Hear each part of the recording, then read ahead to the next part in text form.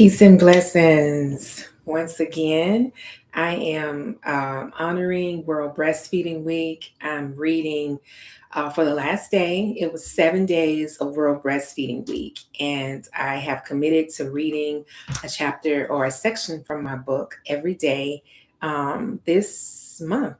This week, my bad, from the 1st into the 7th. So today is August the 7th, 2022. And I'm going to read from you again from my N Lactation Breastfeeding Essentials breastfeeding book. This is an exclusive edition dedicated to a dear friend and former student midwife of mine, Yolanda Shiphrah Kadima. In previous episodes, I spoke about her in more detail. The forward of this book or the dedication is written by her husband, and it gives a synopsis of her life story. But this particular edition of my book is a fundraising endeavor to raise $5,000 to donate to the family.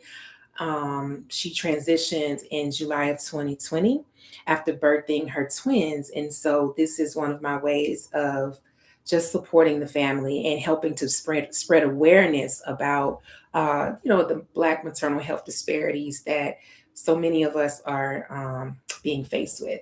As a matter of fact, I've been invited to speak on a panel tomorrow at for the Aftershock documentary that's on Hulu right now. So we'll see how that goes. Um, I'm a little anxious about it. I have not watched the documentary. I truthfully have no intentions of watching the documentary. I feel like, um, it's just a sensitive topic for myself and my family. However, I did agree to be on the panel just so that I can provide whatever words of wisdom, words of advice, counsel that I can bring from the scope of being a Black traditional home birth midwife here in Georgia. So, like my new handpiece, I got it yesterday at Invest Fest here in Atlanta. Shout out to Earn Your Leisure. Definitely check them out. If you don't know about them, you should. Okay. So follow them brothers, Earn Your Leisure. I will put their information in the comments because I do feel like every family, Black family specifically, we really do need to abreast ourselves on financial literacy. And they have grown an amazing brand, just, you know, echoing all the information that you and your family definitely needs, because I know mine does, about financial literacy. This topic is about breastfeeding. And tonight we're going to read about from my book, we're going to read about low milk supply, right? Because this is a very common, okay, hold on. I have to wipe my little glasses off a little bit. Let's get them clean. Low milk supply actually is a very common topic. I would go so far as to say, as a matter of fact, I feel like I've read this somewhere that it is like the top 3 reasons why women quit breastfeeding around the world globally. Women stop breastfeeding because they feel like they're not producing enough milk. And so I did write about it in ways that we can address it. And so we're going to read about it tonight from Love and Lactation Breastfeeding Essentials. Grab your copy from my website. The link is in the comments. So, low milk supply. The most common cause of low milk supply is disrupted feedings or inadequate stimulation. The leading cause for mothers to discontinue breastfeeding worldwide is due to lack of confidence in her milk supply. The leading cause, y'all. Listen, I wrote this book a while ago. It took a long time to get it edited, so forgive me if I drop some of my facts. But yeah, research says it's the leading cause of women not breastfeeding. How about that? Globally, mothers somehow disconnect their bodies' incredible potential to co-create and support an entire human being for nearly a year in utero from her from her continued ability to produce milk in efforts to sustain this little human. In short, moms, if you can grow a baby, then you can surely produce the milk. This is an assumption that there is no underlying medical conditions, in parentheses. I like to first affirm this notion in women and allow them to feel confident in their body's greatness. When confronted with the concern of low milk supply, we must take the time to assess the entire breastfeeding experience from birth to current. Several factors must be considered, such as the age of the baby. Was this birth a C section? Is the baby supplementing with formula? And is the mother taking any birth control or other medications that can inhibit milk production? We also must know if there is an underlying medical condition such as diabetes, PCOS, or hypoplasia, parentheses, underdevelopment of breast tissue, or her story of breast surgery such as implants or reductions. With the before mentioned considered and ruled out, an occasional bout with low milk supply is relatively common. Newborn growth spurts, illness, and menstruation can each reduce breast milk supply. Newborn growth spurts occur about 7 to 10 days postpartum, then again about 2 to 3 weeks and 4 to 6 weeks. Babies also spurt around 3 months, 4 months, 6 months, and 9 months. During a growth spurt, many moms feel like they are not producing enough because babies can be more demanding due to a need for comfort. In this scenario, it is best to increase your fluids, eat more healthy snacks, and have intentional rest times. In most cases, after 2 to 3 days, babies should return to their normal feeding routine. The same regimen should be incorporated for illness such as colds and the flu.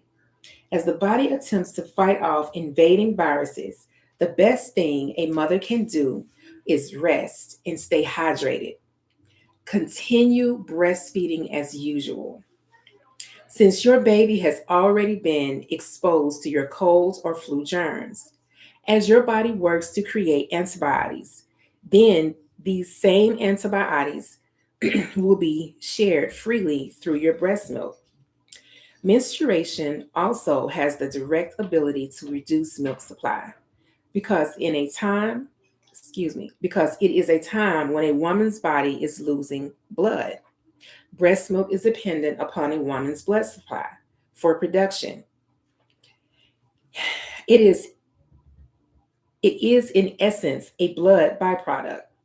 If you are menstruating and breastfeeding, then you want to be very intentional about resting. If you are working, plan a day off during the first day and or second day of your moon time. This time is sacred and should be honored as such. Specific self-care routines such as warm baths, yoni steaming, and womb massage are necessary during your moon times. Your body is naturally cleansing itself, so select nutrient-rich foods to replace what is lost. This is a time to eat lots of green salads, hearty soups, and various fruits. Drink herbal teas designed by nature to help aid the female reproductive system and enrich blood supply, such as red raspberry leaf nettles, alfalfa, fenugreek, milk thistle, and oat straw. You will notice that by honoring your moon time, menstruation, and caring for your body appropriately, that your milk supply will sustain better as well. So, I think I'm going to stop right there. Part of me wants to go on and talk about the underweight baby, but we're not. We're going to stop right there, and we're going to just chat just briefly about low milk supply because, like I said, it does come up relatively frequently for a lot of different reasons for several different women, and hydration is key. It really is when it comes to maintaining your milk supply. Hydration. Breast milk thrives on hydration. We need water to produce lactose. It's been said that, or it's been proven that human milk is very high in lactose. And lactose requires water to produce itself. So you will notice that if you find a dip in your milk supply, increase your hydration. It doesn't just have to be water. It can be more fruit because fruit is very hydrating. It can be teas, like we mentioned in the book, herbal teas. What we don't want to drink is a lot of sodas and coffees or too many sweet teas. We don't want to do too many sugary beverages. But ideally, you do want to increase your fluids and whatever that looks like for you. Um, that would be very helpful. And then sometimes just resting. Resting goes a long way for milk production. This society we live in is so microwave, it's so insta, it's so right now that we forget how important it is just to be still. And our babies, a lot of times, remind us just to do that. So we'll find ourselves sometimes wrestling with this little one who just wants us to sit down and hold them and give them attention. Is that so wrong? Considering this little person, before you're ready, is going to be walking away from you and then moving on with their own lives. So just to take a few moments to hold and cuddle them and love and support them and let them feel safe can go a long way for your body as well and balancing out your own serotonin and oxytocin, your feel good hormones. And then you'll share that with your baby. And as a result of producing more feel good hormones, a lot of times we'll get more milk supply. So sit with that, think about it, incorporate it, and see how it works out for you. So grab you a copy of my book, go to my website, loveandtouch.com, click on L&T Books, and grab your copy. Like I said, this is a fundraising edition. Um, all proceeds are to go to the Kadima family for the first 200 copies sold of this book. I think I'm down to about 100 copies at this point. The lives have been working for me and helping to encourage more book sales. So grab your copy soon. Hopefully by the end of the month, this particular special edition copy will be all gone by the time we reach Black Breastfeeding Week, which is coming up the very last week of this month. I believe it's from the 25th to the 31st. So stay tuned and look out for that. I'm sure I'll be back reading possibly or just sharing some breastfeeding tips during that week as well. As always, I hope I said something of value to you. Thank you for tuning in. If you enjoyed what you heard, please click that subscribe button, leave comments. I love positive, encouraging comments. They definitely um, encourage me to continue going and sharing in this space. So until next time, peace and love.